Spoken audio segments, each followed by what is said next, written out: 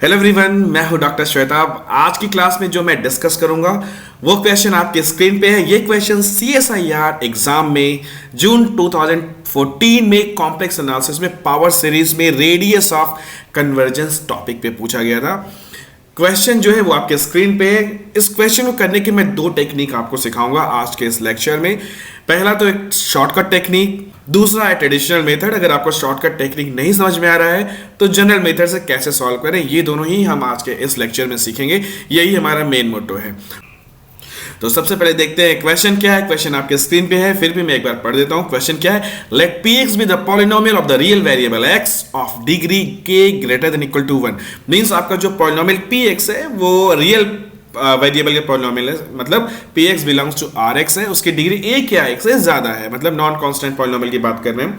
Consider the power series. देखिए power series आपको दिया गया है fz equal to summation Pn(Zn). Okay, that's okay. Where z is a complex variable, then you have to find out the radius of convergence of the power series fz. Options पे देखते हैं। ये जो shortcut technique idea है ये option देखकर ही आता है जनरली, ऐसे नहीं क्वेश्चन देखा और शॉर्टकट टेक्निक आइडिया आ गया।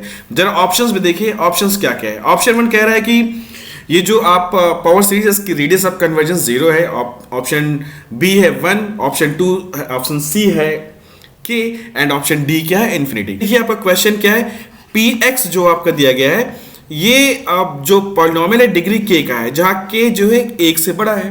अच्छी बात है। और इसके रेडियस ऑफ कन्वर्जेंस की बात कर रहे हैं, किसके? fz के रेडियस ऑफ कन्वर्जेंस, जो कि क्या है आपका समेशन Pn(Zn). वेरी गुड, अच्छी बात है। अगर हमने ये सोचा कि जो px आपका पॉलिनोमियल है, मान लेते हैं कि इसकी डिग्री 2, मान लेते हैं कि हम px पॉलिनोमियल इसकी डिग्री 2 ले लेते हैं, k इक्वल टू 2 ले लें अगर, तो ऑप्शंस के हिसाब से क्या लगता है कि अगर ऑप्शन सी सही होगा तो of course radius of convergence अगर आप fz की निकालेंगे, ROC fz की निकालेंगे, तो वो क्या आ जाना चाहिए? 2 आ जानी चाहिए, राइट। और अगर ऑप्शन सी सही नहीं है, कुछ और रेडियस ऑफ कन्वर्जेंस आता है, तो हो सकता है वो 0 हो, 1 हो या तो इन्फिनिटी हो। क्योंकि देखिए बाकी सारे ऑप्शंस जो है वो k से इंडिपेंडेंट है। उसने बोला p आप कोई भी पॉलिनोमियल ले लीजिए जिसकी डिग्री 1 या 1 से ज्यादा है, तो उसकी रेडियस ऑफ कन्वर्जेंस या तो 0 होगी, या तो 1 होगी, या तो इन्फिनिटी होगी, और या तो k होगी। तो इसीलिए हमने स्पेशली k इक्वल टू 2 ले लिया। हम k इक्वल टू 2 लेके चलेंगे, मतलब px जो आपका दिया गया है पॉलिनोमियल जिसकी डिग्री k है, वो k हम 2 मान ले रहे हैं। तो इन पर्टिकुलर अगर हम ले लेते हैं, मान लीजिए px इक्वल टू, मान लीजिए मैंने ले लिया ax² ले सकते हैं, because this is also polynomial of degree 2, right. अगर px ये है तो Pn हमारा क्या हो जाएगा? Pn हमारा हो जाएगा an², करेक्ट। अब हमारा जो क्वेश्चन है ओरिजिनल fz इक्वल टू जो था series n equal to 0 to infinity Pn(Zn), this is now what summation n equal to 0 to infinity. Pn की जगह हमने ले लिया पॉलिनोमियल ऑफ डिग्री 2, क्योंकि उसने बोला है px जो है पॉलिनोमियल कोई भी ले लीजिए आप डिग्री 1 या 1 से ज्यादा, तो आपका देखिए इसमें से कौन सा ऑप्शन करेक्ट है। तो हमने पर्टिकुलरली ले लिया 2 डिग्री का और ये लगा दिया Zn, राइट। अब आपका जो कोफिशिएंट है Zn का वो है आपका 8n², राइट। जनरल जो रेडियस ऑफ कन्वर्जेंस का फॉर्मूला होता है उसको लिखते हैं, फिर देखते हैं इसका क्या आता है। तो इन जनरल हमें क्या पता है, अगर आपके पास मान लीजिए सीरीज an(Zn) ही दिया गया है, n equal to 0 to infinity है, तो इसका रेडियस ऑफ कन्वर्जेंस अगर r है, जिसको हम शॉर्ट में ROC बोलते हैं, तो that can be given as limit n tending to infinity mod of an plus 1 divided by an। यही फॉर्मूला है। तो यहाँ पे an का काम क्या कर रहा है? an²। तो आपका an जो है वो है आपका an²। देखिए अब कितना आसान हो गया कैलकुलेशन। तो अब हम रेडियस ऑफ कन्वर्जेंस निकालते हैं, तो लिखते हैं so radius of convergence of fz is given by, formula लगाइए, दो टेक्निक आपको सिखाऊंगा मैं इसमें। 1/r equal to limit n tending to infinity mod of an plus 1 जब आप करेंगे तो क्या हो जाएगा आपका a टाइम्स n प्लस 1 का square and divided by what an², right. a cancel, n positive है तो मॉड को हटा सकते हैं। दिस इज इक्वल टू, हम ये भी लिख सकते हैं limit n tending to infinity n² यहाँ यहीं से कॉमन ले लेते हैं, मान लीजिए n² कॉमन ले लेते हैं, 1 plus 1 upon n² divided by n² और ये एन स्क्वायर कैंसिल, और जब n टेंडिंग टू इन्फिनिटी आ जाएगा तो ये पूरी की पूरा जो है कहाँ कन्वर्ज कर जाएगा 1 पे। तो finally this is coming out to be 1। तो 1/r इक्वल टू 1 है, तो दिस इंप्लाइज r क्या हो गया आपका 1। देखिए कितना सिंपल तरीके से इस क्वेश्चन को हम लोगों ने सॉल्व कर लिया। तो आपका ऑप्शन क्या करेक्ट हुआ, देखिए ऑप्शन बी करेक्ट हो गया। तो देखिए k इक्वल टू आपने 2 लिया था, ठीक, और आपका ROC क्या आ रहा है, रेडियस ऑफ कन्वर्जेंस आ रहा है 1। तो देखिए अगर ऑप्शन सी सही होता तो रेडियस ऑफ कन्वर्जेंस क्या आता, k आता, और k 2 है तो 2 आना चाहिए था।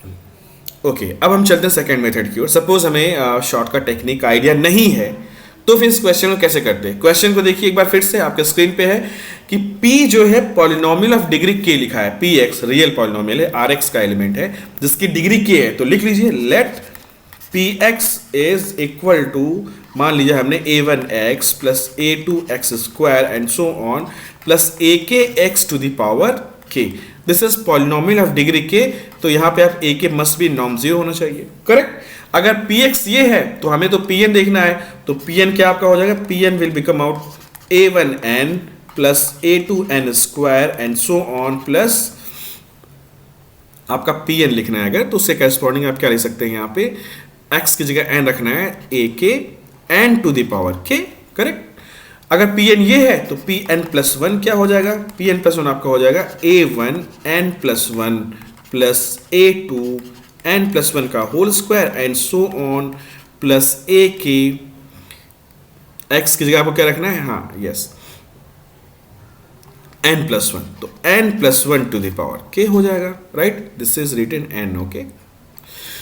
ये क्यों लिख रहा हूं, क्योंकि हमें रेडियस ऑफ कन्वर्जेंस में pn प्लस 1 की जरूरत पड़ेगी। तो फाइनली चलते हैं, radius of convergence 1/r is equal to limit n tending to infinity mod of an plus 1 upon an, right, यही है हमारा फॉर्मूला। So this is equal to limit n tending to infinity.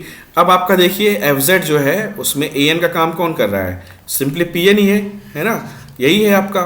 तो इसका मतलब ये हुआ कि जब हम आप an प्लस 1 अपॉन an का मतलब क्या हुआ, pn plus 1 upon pn, right. तो सिंपली यहाँ पे लिख सकते हैं this is nothing but pn plus 1 upon pn, इसीलिए इसकी वैल्यू को हमने पहले लिख दिया। अब ओवरऑल आपको इसकी लिमिट निकालनी है, तो बेसिक आपका लिमिट निकालने का टेस्ट है कि आप लिमिट निकालने में कितने कंफर्टेबल हैं। इसलिए लिमिट से रिलेटेड आप क्लास 12th में जो मैथमेटिक्स पढ़े हैं उसे भी रिवाइज करते रहिए, क्योंकि कब कहाँ किसकी हेल्प आपको लेना पड़े ये आप नहीं जानते। So please class 12th mathematics को भी ना भूलें, वो टॉपिक जो ग्रेजुएशन पीजी से रिलेटेड है उसको क्लास 12th लेवल पर भी प्रिपरेशन करें, तो आपको ज़्यादा आसानी होगी। अब जैसे यहाँ लिमिट निकालना हुआ तो ये सारी चीज़ें आपको आनी चाहिए। खैर, तो pn प्लस 1 लिखिए, a1n प्लस 1 a2n प्लस 1 का square and so on plus ak n plus 1 to the power k, mod लगा देते हैं, डिवाइडेड बाई an लिख रहे हैं, pn है ना, तो pn की जगह रखेंगे a1n plus a2n square plus so on plus ak n to the power k, ठीक है। ये n थोड़ा x टाइप का लग रहा है, इसको अच्छे से बना दूं, n to the power k। अब वही तरीका है अपना पुराना, क्या करते हैं हम, n कॉमन लेते जाते हैं न्यूमरेटर में भी डिनोमिनेटर में भी। तो इसको हम अब लिखेंगे ऐसे, देखिए this is equal to limit n tending to infinity a1, यहां से n कॉमन लीजिए तो क्या बन जाएगा, this is 1 plus 1 upon n plus a2, फिर से n कॉमन ले तो बचेगा 1 plus 1 upon n, 1 upon n, यहाँ पे पूरा हो जाएगा क्या, स्क्वायर, और n कॉमन लेंगे तो स्क्वायर के रूप में बाहर आएगा, right, and so on. Last में आप n कॉमन लेंगे तो क्या बाहर आएगा, ak n to the power k, 1 plus 1 upon n to the power k mod, ठीक है।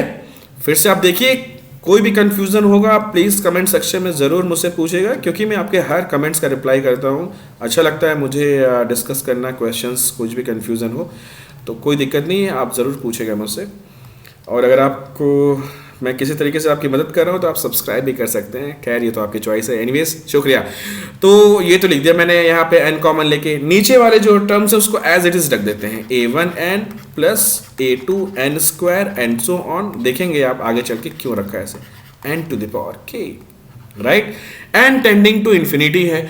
अच्छी बात ये कि एन टेंडिंग टू इन्फिनिटी पे ये कहाँ जा रहा होगा, ये वन पे ये जा रहा होगा, ये this is converge to one, this is one, this is one, right.